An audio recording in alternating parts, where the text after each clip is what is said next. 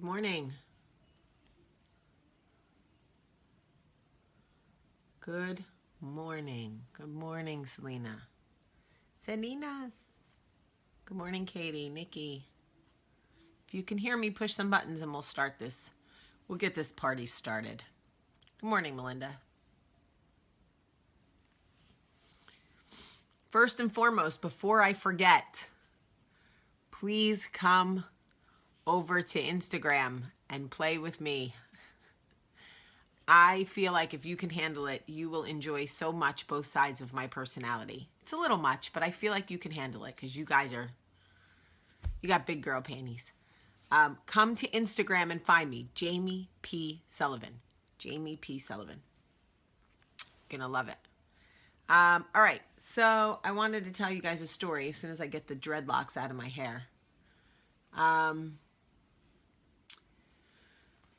So my mother and I have not spoken in months. Okay?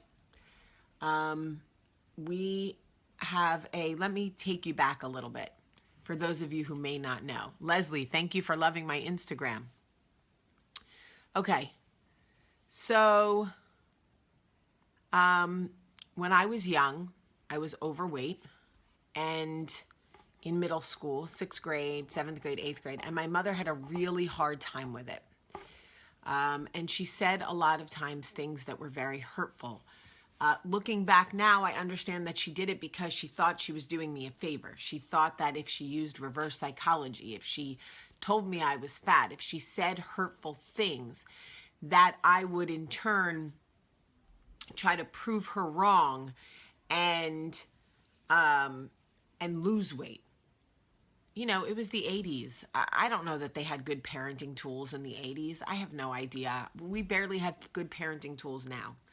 So, you know, was it the right way to do it? No, it ended up destroying my self-esteem and giving me 7 eating disorders. So clearly it was not the right way. But it was what it was. But what it did more than anything, thank you for those of you saying you love my Instagram. I love my Instagram.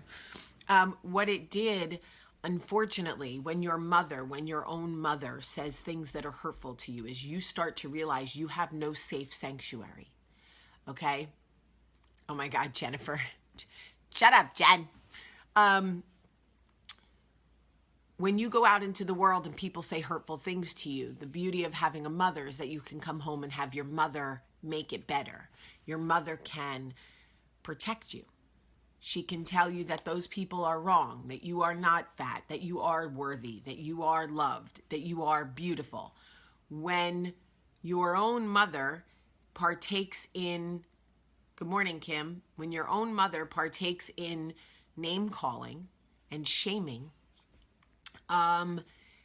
it leaves you feeling very empty. You don't have a safe sanctuary as a child, and you start to rely on teachers. Thank God I had a few really good ones, Miss Caruso and Mr. Foreman in particular. Amy, thank you for saying that.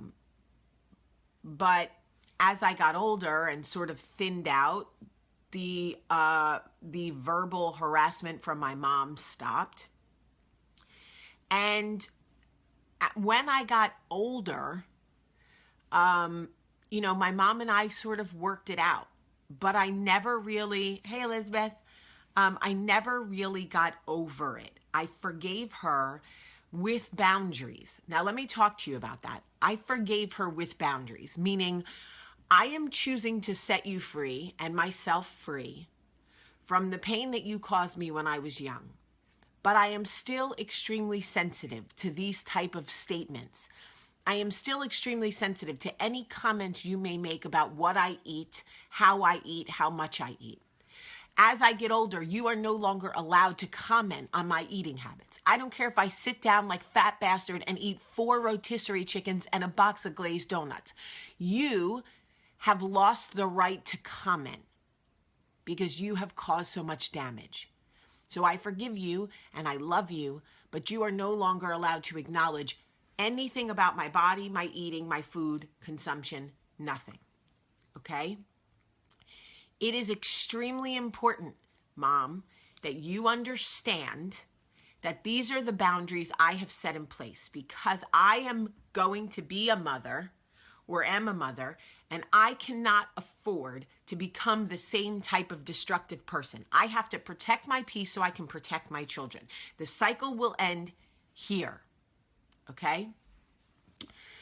My mother was like, I totally get it.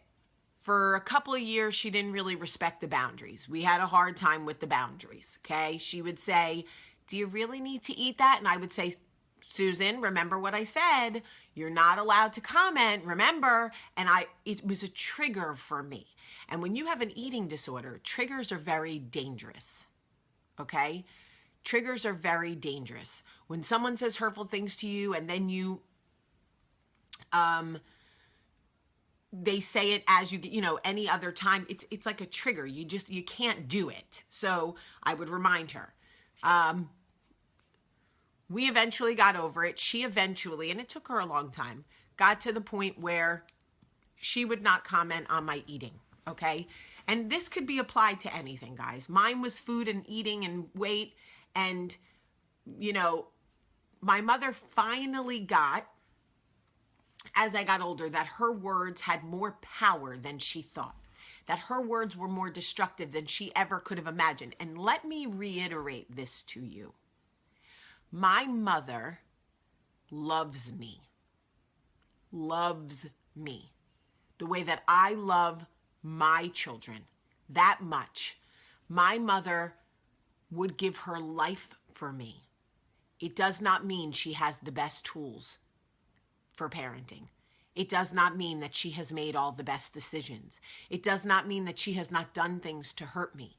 But I know from her very core, the fiber of her being, my mother loves me with her entire life. This I have no doubt, okay? This I have no doubt. So a few months ago, I was in Florida with my friend Mary. Nope, lying. I was in Florida with my friend Brandy, who was in remission from breast cancer. And we went to Miami. I'm sure you guys remember when I got my cool braids. Remember my cool braids? Yes. We went on a trip for a few days to get away, celebrate, just be together. Two sisters that love each other so much. And I had been working with my mom on setting healthy boundaries in the way that she talks to me. Because I feel like if I'm going to do coffee talk every day and encourage you guys to protect your peace, I need to walk the walk, right? So I want to just give you an example of how people emotionally manipulate you, okay? I get a message from my mom while I'm in Florida that says, how sad. Your niece's birthday was a few days ago and you couldn't even be bothered to call her. Now, some of you may be thinking, well, what's the big deal? She was just reminding you about your niece's birthday. But you see, no. It is the way that it is presented to me. It is the emotional manipulation. It is the emotional purgatory that my mother tries to keep me in. That I realized at that moment I could no longer allow in my life, because what it does is it is a trigger for me. And then I cannot parent, I cannot friend, I cannot wife, I cannot function. Okay? There are two ways to speak to somebody. You could say, how sad you missed your niece's birthday. You couldn't even be bothered to call her. Or you could say, Jamie, I know you're busy. Your niece's birthday was 2 days ago. Why don't you give her a call?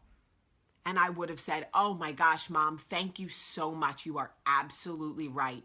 I can't believe I forgot JC's birthday. Instead, what the message did was it was a trigger. And I immediately broke down in Florida and looked at Brandy. Keep in mind, I've lost my father. I've lost my father. So when people say to me, she's the only mother you'll ever have, I would give anything to talk to my mother, Jamie. Talk to your mother. Let me explain something to you. Do not forget for a second that I know the gaping void of a lost parent. I have lived with it my entire life. Okay? I know the gaping void. Also know that Brandy's mother died of breast cancer and her grandmother. So when I looked at my girlfriend and said, I can't do this anymore, she said to me, and you shouldn't. And you shouldn't. If you set boundaries with people in your life and they don't respect them, it is your job to protect your peace so that you can be the best friend, the best wife, the best mother that you can be. Now, I understand she's my mother and I love her and I know she loves me, but that does not mean that she can emotionally manipulate me.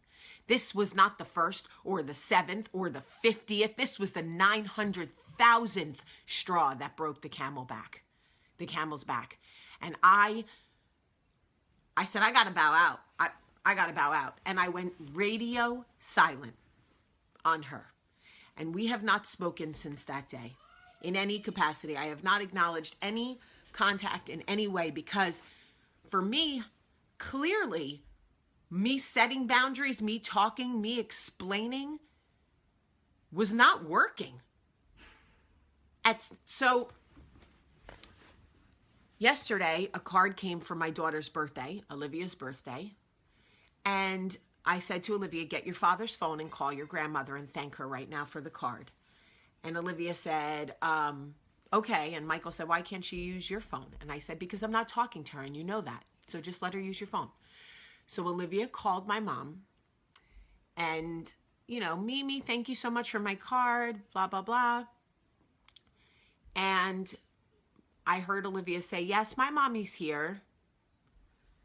And I was not going to do anything that would upset Olivia. So Olivia walked up to me and said, Mimi wants to talk to you. So I took the phone, prepared for a fight. I was ready for all the triggers to come flooding back. I was ready to go down the rabbit hole with her for the 50th time. And I picked up the phone and I said, hello? And she said, Jamie? And I said, yes. She said, it's your mother. I said, hi, Mom. And she said, Jamie, I want my daughter back. And I said, what does that mean, Mom? And she said, I am so sorry for the way that I spoke to you, for the way that I have spoken to you your entire life. I am so sorry that I don't know how to choose my words, that I don't have the tools to speak to you better. I am sorry that I fell into a habit with my own mother who emotionally manipulated me, and I became the person that emotionally manipulated you. And it would kill me if you became the person who emotionally manipulated my grandchildren. And I want to stop the cycle. I don't know how, but I want my daughter back. I love you and I miss you and I desperately want to fix this. That is how you apologize to somebody. She's my mother. I don't want to punish her. And I said to her, if you mean it, if you really mean it, then you are forgiven. And we can put it behind us and we can start anew. And she said, I mean it. And if I ever say anything to you again that feels emotionally manipulative, if I say anything that hurts you, stop me in my tracks and set your boundaries. Hold me accountable. Don't go silent. Call me out on it, please. I said, hey, no problem. My mother is 70 years old. If it takes her till now to figure out that her words have power and they hurt and they are isolating, then, for me, it's like, you got to put the work in. I am not the person who wants to isolate people or reject them or cut them out of my life because I can. People always go, Jamie, you're so good at cutting people out of your life. I mean, you just cut them off. Like, it's amazing. That isn't a superpower. I don't want to cape for that. I hate that that's my defense. I wish that it could be different, but I have a job to do now as a mother, and I cannot allow people to destroy me simply because then I don't function properly as a mother. And so many of you are going through this, and so many of you are dealing with families who don't respect your boundaries. And I'm telling you that sometimes the only way to get them to really have any clarity is to separate yourself completely, set the boundaries, and if they don't respect them, move on. You've got no choice. So I share this with you to say that I know that there are many people who need to hear this, who may not understand what's happening to them, who may not understand how to set healthy boundaries in their own life, or wonder if they'll work. And I don't know that they will always work. I did not know if my mother had the capacity to learn at this point, but clearly I believe that she does. And I'm glad that she called, and I'm glad that I could apologize. And I thank God, my God, actual God, for the ability to extend grace. And I want to tell you, I don't make Coffee Talk religious for a million reasons, but in my own personal experience, my salvation and relationship with God is why I'm even able to get up and set these boundaries and hold people accountable and choose forgiveness. He is the reason for my season. That I can tell you. I love you guys. I share this with you because I love you. I get up every day and do this because I love you. If I need to get it off my heart, it means some of you need to hear it. Share it with people who need to hear it. Tag someone who needs to hear it. Share it on your page. Because the only way that this really helps people is if we talk, if we start the conversation. I love you guys so much. Now, if you need to laugh and blush and feel a little inappropriate, come over to Instagram and get inappropriate with me. Jamie P. Sullivan. I love it. I love you guys so much today. I really do. Have a great day.